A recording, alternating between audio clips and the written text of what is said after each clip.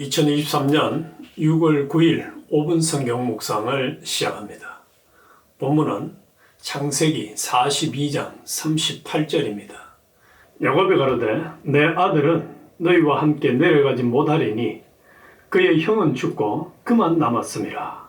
만일 너희 행하는 길에서 재난이 그 몸에 미치면 너희가 나의 흰머리로 슬피 음부로 내려가게 함이 되리라.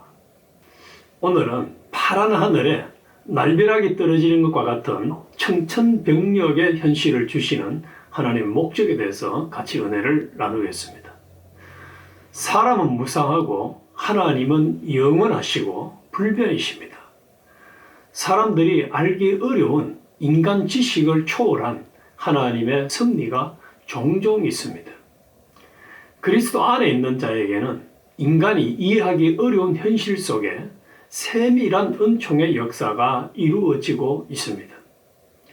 또 세상의 역사를 통하여서는 사람들이 발각하고는 놀라지 아니할 수 없는 특수의 은혜 역사가 이루어지는 것이 모든 교회사의 증거입니다.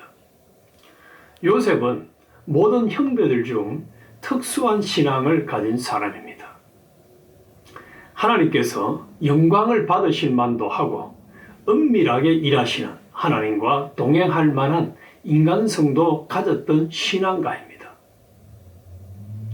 그러므로 야곱의 12 아들 가운데 하나님께서 요셉에게 대한 열심은 그만큼 특별하였던 것입니다.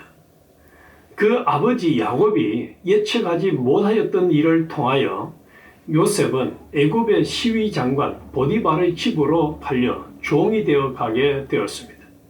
그때의 야곱은 자기의 일생 동안에 많은 애로도 있기는 있었지만 늙은 그 머리가 더욱 백발이 되기까지 일시도 잊을래야 잊을 수 없는 반평생의 고민 중 제일 되는 비극을 만났던 것입니다.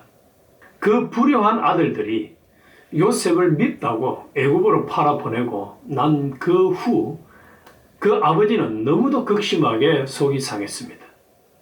이스라엘의 심한 흉년으로 굶어 죽게 되자 애굽에 가면 양식을 구할 수 있다는 소문을 듣고 요셉의 형들이 양식 사러 애굽으로 갔습니다. 그때에 애굽 총리 대신이 된 요셉은 동생 베냐민이 남아있다는 말을 듣고 데리고 오라 했습니다. 그때 형들은 말하기를 만일 그 동생을 데리고 오면 아버지가 죽겠으니 우리가 데리고 오지 못하겠습니다 라고 답을 했습니다. 그러나 요셉의 강력한 요구에 그 형들이 책임지고 애굽으로 데리고 오라고 해서 할 수 없이 아버지에게 베냐민을 데리고 가야 한다고 말씀을 드렸습니다. 그 이야기를 들은 야곱은 요셉을 잃었는데 베냐민마저 잃게 되는 것은 큰 해를 당하는 것으로 생각하고 그렇게 못하겠다고 선언한 말씀이 오늘 본문입니다. 야곱의 입장에서는 요셉을 잃은 인간으로서 다시 잊지 못할 비참한 역사의 한 토막을 통하여 애글의 기도의 제목이 되었습니다. 이 한 토막을 통하여 야곱의 진액을 기울이는 기도와 불의를 통하여 상심되는 그 상처와 그를 보고 뉘우치는 그 모든 회개를 하게 된 것입니다.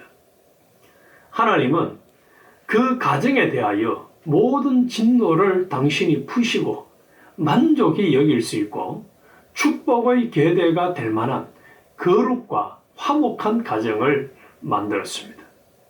파란만장한 가정을 만든 그 깊은 이면에 하나님께서 요셉을 하나님이 만족하실 수 있는 의인을 만들었습니다. 세상 소망을 포기하는 많은 연단 중에서 천하에서 제일 강국이라고 할 수 있는 그 나라의 총리 대신 지위 가져도 실족치 않고 을을 고수하는 인격을 만드셨습니다. 그리하여 큰 흉년에 이스라엘 대가족을 보호하게 되었습니다. 400년 동안 애굽의 학대에서도 하나님과 밀접한 관계 맺는 신인 결합을 맺는 일이 이루어졌습니다. 더 나아가서는 예수 그리스도를 통한 신약시대의 구속의 계시 역사가 이루어졌던 것입니다. 이런 거로 그 후에 요셉과 그 형제들이 만났을 때에 요셉은 형들에게 다음과 같이 말을 합니다. 그런즉 나를 이리로 보낸 자는 당신들이 아니요 하나님이시라. 하나님이 나를 바로의 아비 삼으시고 온 집에 주를 삼으시고 온 땅의 치리자로 삼으셨다고 밝힙니다. 이처럼 하나님은 청천벽력 같은 현실을 통해서 우리로 기도하게 하시고 큰 역사를 이루십니다. 하나님께서 우리를 통하여 곧 일하실 때에 반드시 세상 끊지 않을래야 끊지 않을 수 없고 일순간도 잊지 않을 처지 환경을 통하여 하나님 은혜로 모든 상황을 극복하여 우리 자신뿐 아니라 주변 사람까지도 구원하는 하나님의 역사를 크게 경험하는 계기로 삼으며 살아갑시다.